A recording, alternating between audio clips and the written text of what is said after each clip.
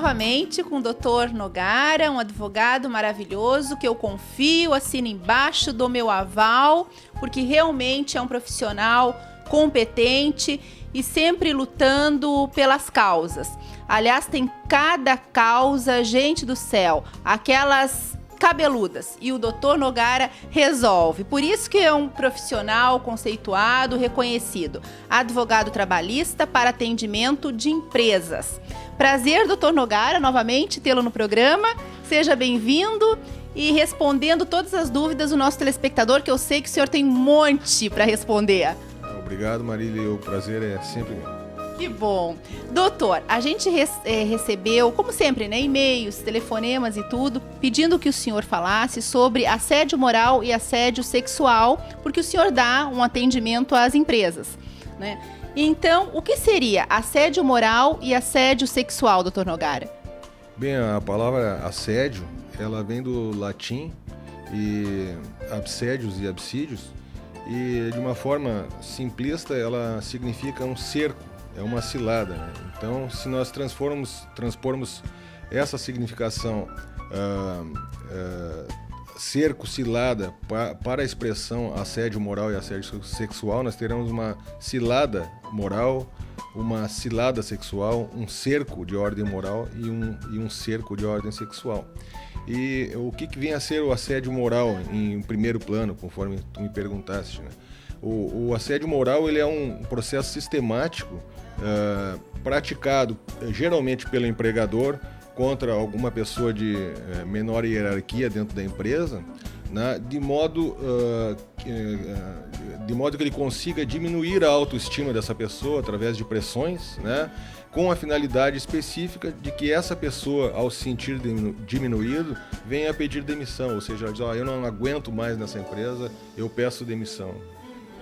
E porque o pessoal confunde muito, né, doutor, o assédio sexual com assédio moral. E uma coisa não tem nada a ver com a outra. São expressões similares e estão dentro do mesmo contexto, dentro do estudo do direito do trabalho, né?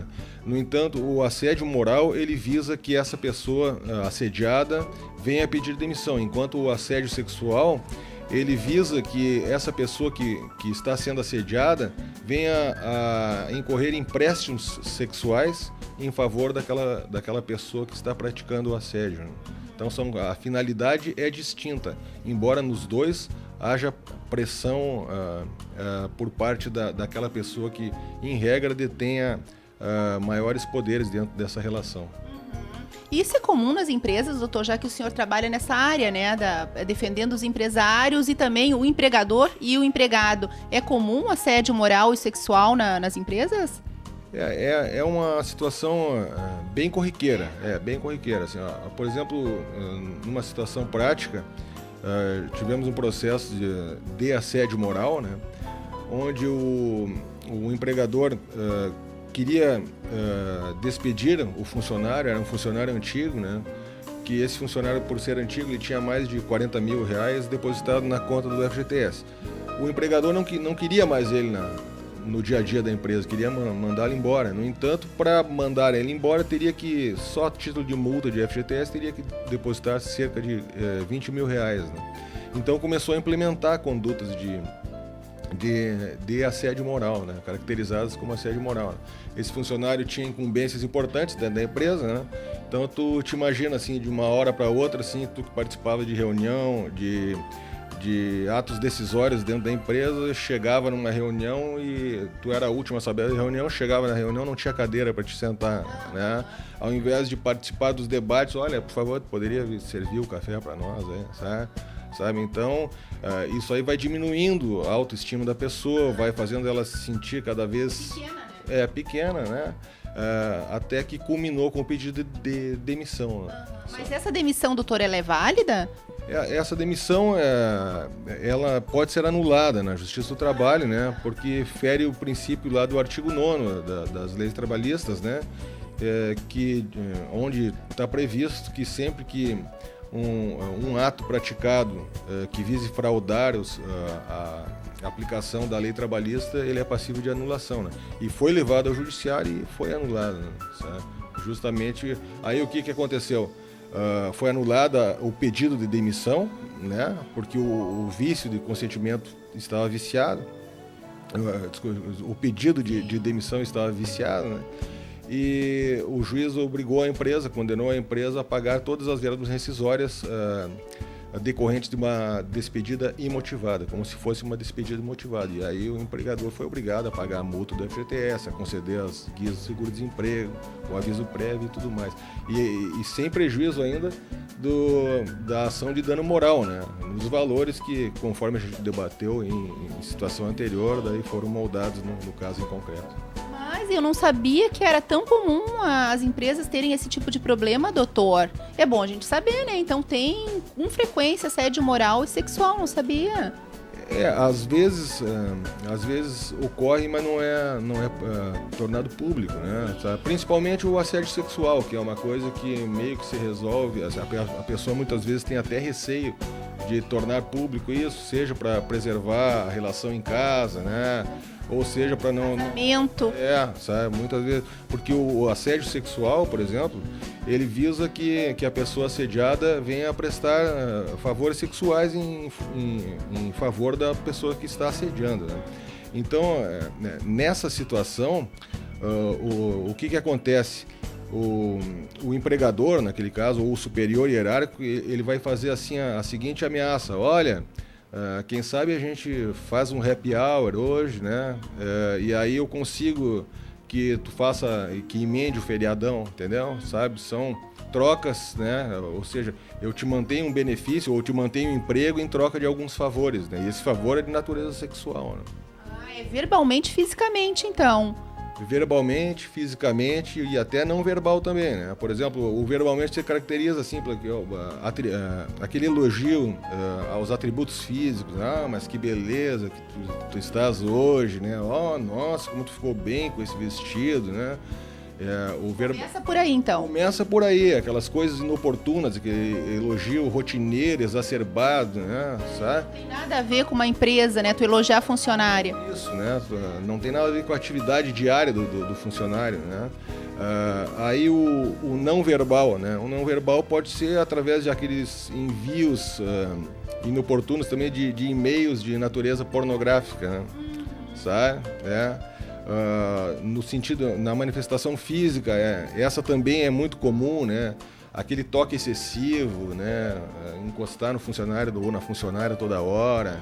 Ou tu diz, tu pode pegar um documento aqui, aí não tem lugar para os dois, e ele diz, não sei se está aqui, e vai apalpando, e vai... A mão vai correndo, A mão vai correndo. E aquele encurralamento, sabe? Que a pessoa se sente, de certa forma, agredida, né? De toda forma agredida. Exatamente, inibida também com medo de perder o emprego, porque hoje em dia está muito difícil, né, doutor? É justamente isso aí, a moeda de troca, nisso aí, é a garantia do emprego, né? Ou a garantia de alguns benefícios, né? É aquela situação, a funcionária já estava com as férias marcadas para janeiro, né? Tudo certinho, né? Tinha combinado de boca com o patrão, né? E aí ele chega assim, sabe aquelas tuas férias em janeiro, elas vão ser em outubro, sabe? Tu não te incomoda? Ela diz, me incomoda, mas a gente pode dar um jeito nisso, entendeu?